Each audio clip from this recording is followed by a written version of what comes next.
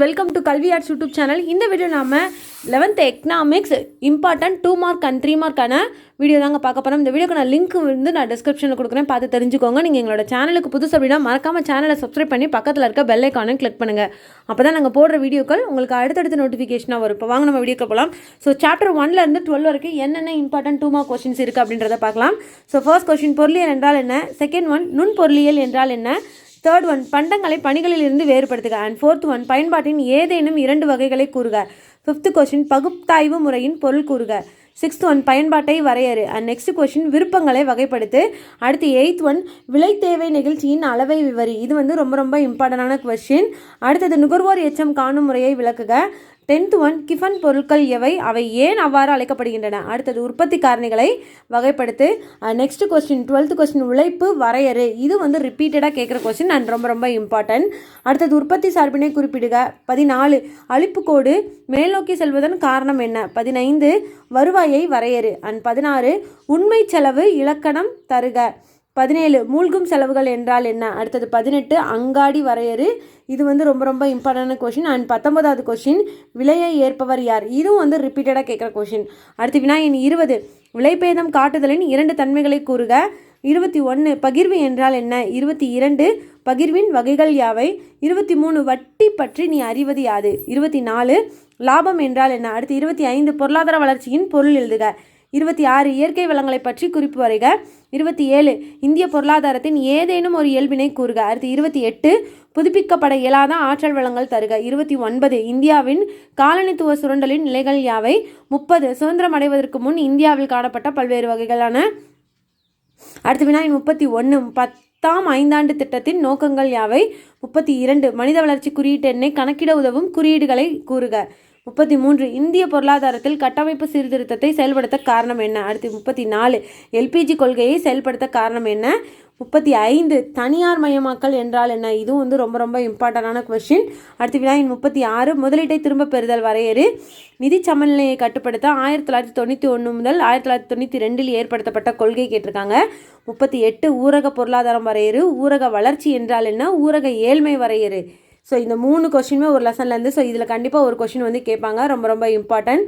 அடுத்தது 41 குடிசை தொழில் வரையறு. குறுங்கடன் என்றால் என்ன. அடுத்தது ஊரக வீட்டு வசதி பிரச்சனைக்கான காரணங்களில் ஏதேனும் 2 கூறுக. நெக்ஸ்ட் கொஸ்டின் மொத்த மாநில உள்நாட்டு உற்பத்தி வரையறு. தமிழ்நாட்டின் முக்கிய துறைமுகங்கள் யாவை. தமிழ்நாட்டின் அணுமின் நிலையங்கள் கேட்டிருக்காங்க. அடுத்தது இம்பார்ட்டன்ட் 3 மார்க் கொஸ்டின் என்ன உற்பத்தி செய்ய வேண்டும் என்பதற்கான முக்கிய முடிவுகள் யாவை. அடுத்தது பொருளாதார நடவடிக்கைகளின் பல்வேறு வகைகளை விளக்குக. அடுத்து பணிகளின் பல்வேறு இயல்புகள் யாவை. நெக்ஸ்ட் கொஸ்டின் நுண்ணியல் மற்றும் வேதியியல் பொருளியலுக்கு இடையேயான வேறுபாடுகள் யாவை. அடுத்தது இயல்புறை பொருளியல் மற்றும் நெறியுறை பொருளியலை ஒப்பிடுக. நெக்ஸ்ட் கொஸ்டின் மனித விருப்பங்களின் இயல்பை கூறுக. இது வந்து ரொம்ப இம்பார்ட்டண்டான கொஸ்டின். அடுத்தது நுகர்வோர் எச்சம் என்ற கருத்தை வரைபடத்துடன் விளக்குக. இதுவும் வந்து ரிப்பீட்டடாக கேட்குற கொஸ்டின். ஸோ ரொம்ப இம்பார்ட்டன்ட். அடுத்தது நுகர்வோர் எச்சத்திற்கு மார்ஷலின் இலக்கணத்தை தருக.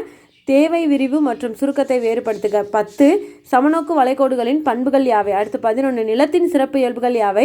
12 தொழில் முனைவோரின் பணிகள் யாவை. அடுத்து 13 காப் டக்ளஸ் உற்பத்தி சார்பை விளக்குக. அடுத்து 14 பணச்செலவு உண்மை செலவு வேறுபாடுகளை கூறுக. 15 வெளியுறவு செலவு உள்ளூர் செலவு வேறுபடுத்துக. 16 அங்காடியின் இயல்புகள் யாவை. இதுவும் ரொம்ப இம்பார்ட்டண்டான கொஸ்டின். அடுத்தது 17 விலைபேதம் காட்டுதலின் நிலைகளை விளக்குக. 18 நிறுவனம் மற்றும் தொழிற்சாலைக்கு இடையே உள்ள வேறுபாடுகள் யாவை. 19 இருவர் முற்றுரிமையின் இயல்புகள் யாவை. 20 இக்கூலியின் வகைகளை பட்டியலிடுக. 21 வாரம் மற்றும் போலி வாரம் வேறுபடுத்துக. இது ரொம்ப இம்பார்ட்டண்டான கொஸ்டின். அடுத்தது 22 பிழைப்பு மட்ட கூலி கோட்பாட்டை சுருக்கமாக விவரி. 23 புத்தாக்க லாப கோட்பாட்டை சுருக்கமாக வரையறு. 24 பொருளாதார முன்னேற்றம் வரையறு. அண்ட் 25 கிராம சர்வோதயா சிறுகுறிப்பு வரைக. 26 இந்திய திட்டமிடுதலில் நேருவின் அணுகுமுறையை எழுதுக. அடுத்து 27 பெருக்கி கருத்தை பற்றி VKRV ராவின் பங்களிப்பை எழுதுக. 28 சமூக கட்டமைப்புகளை விளக்குக. 29 காலனி ஆதிக்கத்தின் போது இந்தியாவில் நடைமுறை இருந்த. 30 வணிக வங்கிகள் தேசியமயமாக்கப்பட்டதற்கான காரணங்களை குறிப்பிடுக. அடுத்து 31 1991ஆம் ஆண்டு தொழிற்கொள்கையின் ஏதேனும் 3 நோக்கங்களை குறிப்பிடுகன்னு கேட்டிருக்காங்க. அடுத்து வினாயின் 32 PQLI என்றால் என்ன. 33 தனியார் மயமாக்கலின் நன்மைகளை எவ்வாறு நியாயப்படுத்தலாம். 34 உலகமயமாக்கல் தொடர்பாக எடுக்கப்பட்ட நடவடிக்கைகளை விவரி. அடுத்து 35 குளிர்பதன கிடங்கு பற்றி எழுதுக. இதுவும் வந்து ரிப்பீட்டடாக கேட்குற கொஸ்டின். அடுத்தது 36 ஜிஎஸ்டி என்றால் என்ன, அதன் நன்மைகளை எழுதுக. இதுவும் ரொம்ப ரொம்ப இம்பார்ட்டன்ட். அடுத்தது ஊரக மேம்பாட்டின் முக்கியத்துவம் கூறுக. ஊரக வளர்ச்சியின்மை காரணங்களை விளக்குக. மண்டல ஊரக வங்கி பற்றி குறிப்பு வரைக. அடுத்தது 40வது கொஸ்டின் முத்ரா வங்கியின் நோக்கங்களை பட்டியலிடுக. அதாவது ஏதேனும் 3. ஸோ இது வந்து இம்பார்ட்டண்டான கொஸ்டின். அடுத்தது தமிழ்நாட்டின் கனிம வளங்கள் குறிப்பு வரைக. கணித முறையின் பொருளாதார பயன்பாடுகளை விளக்குக. எம்எஸ் எக்ஸல் சீட் செயல்படுத்துவதில் உள்ள நிலைகள் யாவை. ஸோ இதுக்கு ஆன்சருக்கான பிடிஎஃப் வேணும் அப்படின்னு பார்த்தீங்கன்னா நீங்கள் 150 rupees ஜிபேல பே பண்ணிவிட்டு 8072021998 இந்த நம்பருக்கு நீங்கள் வாட்ஸ்அப்பில் சென்ட் பண்ணிங்கன்னா உங்களுக்கு ஆன்சருக்கான பிடிஎஃப் வித் 1 மார்க்கோட உங்களுக்கு சென்ட் பண்ணிடுவோம். Thank you friends. இந்த வீடியோ பிடிச்சிருந்தா லைக் பண்ணுங்கள், ஷேர் பண்ணுங்கள். மறக்காமல் உங்களோட கருத்துக்களை வந்து கமெண்ட் பாக்ஸில் டைப் பண்ணுங்கள். தேங்க்யூ.